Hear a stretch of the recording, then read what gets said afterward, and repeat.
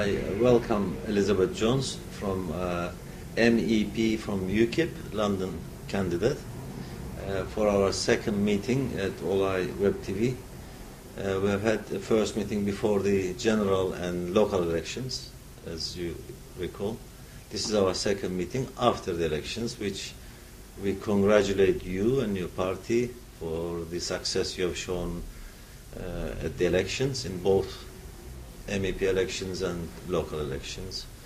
And we wanted to hear from you after the elections. How do you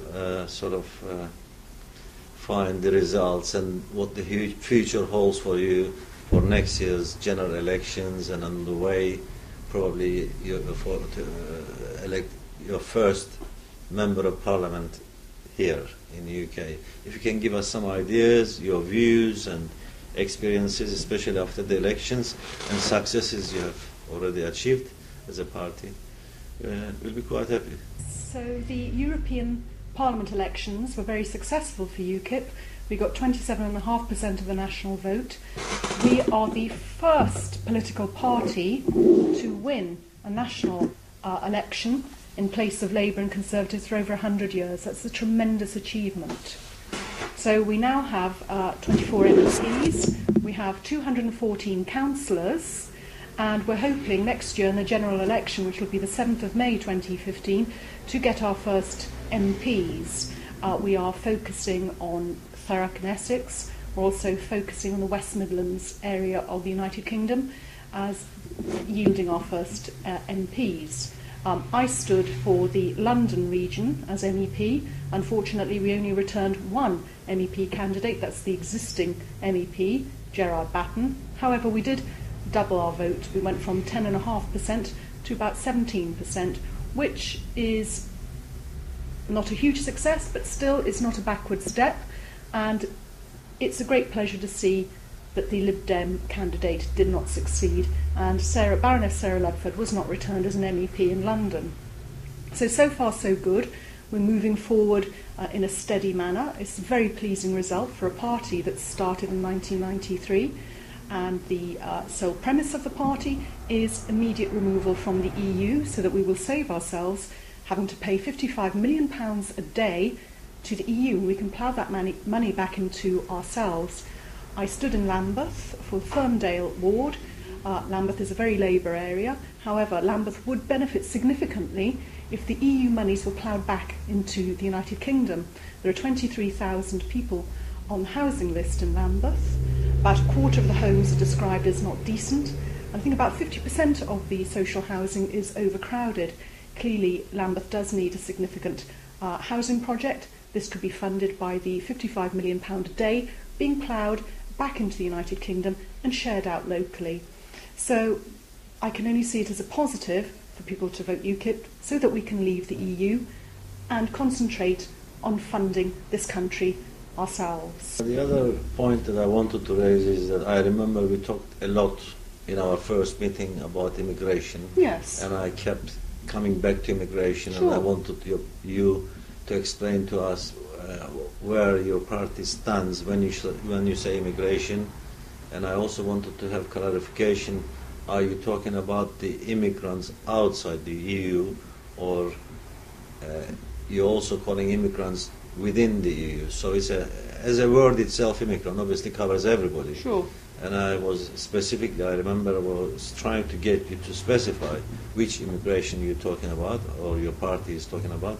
And it turned out to be a very hot issue during the elections. Very much so. For all parties. Yes. And I can see the other three main parties are very silent on immigration. They're having arguments within themselves. Yes. What to say about immigration, or what will their manifestos will be on immigration in the next general election. And what will your party's message be in the next general election as far as the immigration concerned?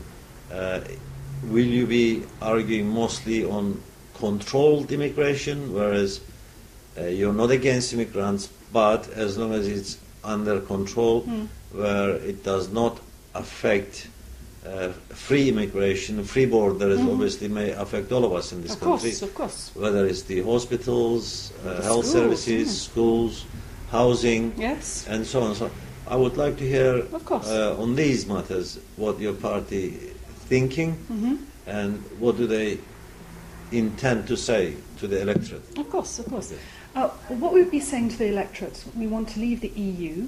We do not want to be part of the EU open borders migration policy. Basically, anyone can come to the United Kingdom, use our services, use NHS services, apply for state benefits. I appreciate that certain countries still don't have an immediate right to claim state benefits, but eventually they will, to claim for housing. So it puts a huge strain, an unnatural strain upon our resources, which are not infinite.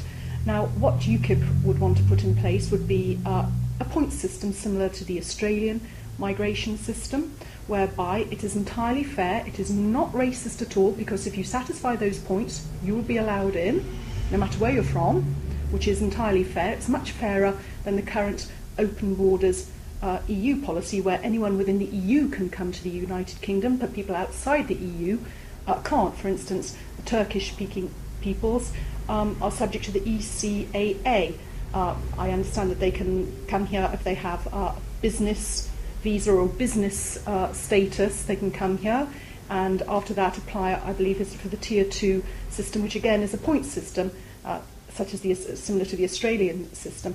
However, again, that's rather unfair, because it means anyone within the EU, and in 2019 Moldova will be joining the EU, can come freely into the United Kingdom.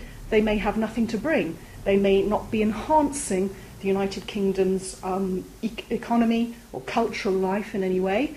However, they can come, whereas people outside the EU who have a lot to give, for instance, business entrepreneurs, artists, would have to go through quite a complex process. This is inherently unfair, and many people do see it as racist, which is a fair comment.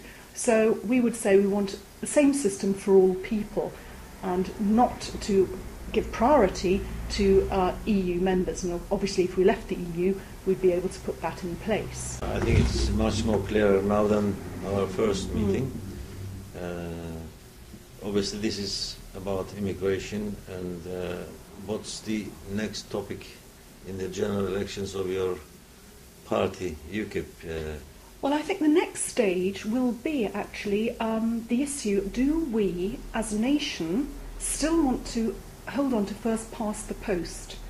That is, do we now want to embrace proportional representation?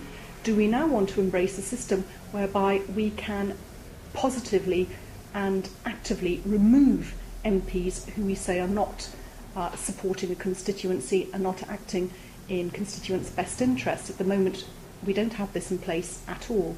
So I think that would be the next step for UKIP, to make power fairer, flatten it out, spread it throughout the constituent members. At the moment, we have a very much top-down power structure, and UKIP would be campaigning to push power down and out. A sort of, I know we have localism now, but more localism, so that, for instance, we want to introduce local referendums. So if 5% of the local constituents or members of a ward get together, they can apply and have a referendum about issues concerning planning and services. This isn't available to people at the moment, and I think it is an important part of democracy, so that people may engage in decisions made about their services on a local level. Another interesting aspect, of course, is transport, particularly in London. What are we going to do to ease the transport burden? We would say that one of the reasons why transport has become so difficult, for instance, driving from one end of London to the other, can be quite a stressful situation these days because of the huge numbers of people we now have in London.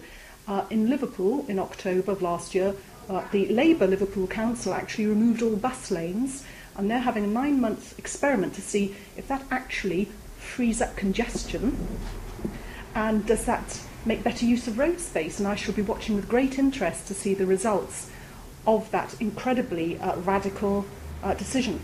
I think it would be a very, very interesting way forward. I personally am opposed to 24/7 bus lanes. I was the chairwoman of Southwark, and we have in Jamaica Road a 24/7-hour bus lane. Again, it's very frustrating. At certain times of the day, you see streams of traffic stationary and a completely empty bus lane. This is wholly ineffective use of road space, and I would say probably adding significantly to air pollution. So I think we need to examine the current orthodox views of transport that we hold at the moment. Beginning of our conversation, as you admit yourself, UKIP didn't do so well in London. Specifically, probably there's a lot more population, immigrant population in London, that people think that may be the reason that you have not done so well. And there's some of the statistics showing that white-skinned areas we have done quite well, which is areas where mostly natives, English people, white-skinned people living, and obviously because of the economic situation in this country, they may have frustrations about jobs, and therefore they've been more hostile to the immigrants. So what do you offer to immigrant communities in London as immigrant communities that may attract them to support your party? Well, what we would offer to immigrants, well, I won't call them immigrant, let's call them migrant communities, in London would be self-reliance. What UKIP wants to introduce on a very local level, at ward level, and for local authorities, would be for one councillor to be in charge of waste. There's a huge amount of local waste. For instance, there are unnecessary jobs such as climate officer, diversity officer, PR. Someone recently, I think it was the Taxpayers Alliance, recently did a survey as to the cost of bottled water and found out the bottled water during council meetings was a very, very significant expense. Now, why should I, as a taxpayer and council taxpayer, be sustaining councillors' mineral water habit? So we would be supporting a skimming down of local council, cutting the unnecessary fat out of it, reducing council tax, reducing business rates. We would also be committed to freezing council tax, and when we leave the EU, we want to increase the single person's tax rebate from 25% to 50%. It's wholly unfair. We have a lot of old age pensioners or people going through transitional periods with relationships, living on their own, and why should they have to bear the burden of local tax, when in fact they are not a burden on the local system? So that's what UKIP would be doing, also with a benefit to the local migrant community, as I say, reduced business rates. We're also concerned about transport, as I said earlier, concerned about the bus lanes. We'd want to have an experiment about that, as is happening in Liverpool. And also parking. Parking is a very, very, very much a hot topic. We think it's unfair that people should have to pay to visit relatives and friends in hospital. Why should you have to pay for hospital parking? Also locally, we think that there's far too many restrictions with regard to parking. There should be about an hour's free parking allowed for people to pop into local shops and support local businesses. That's one way forward. We don't want to sort of loosen up the reins of restriction on local people so that business can flow more easily. Thanks for coming from my side and explaining us again where your party stands, and as far as your thoughts as far as the immigrants are concerned. And as I said at the beginning of my conversation, that we congratulate your party, at least at the local levels, breaking down the three-party system, whereas people have a lot more choice to vote, at least in local government levels as well, and hope you and your party are more successful in the future. Thank you very much.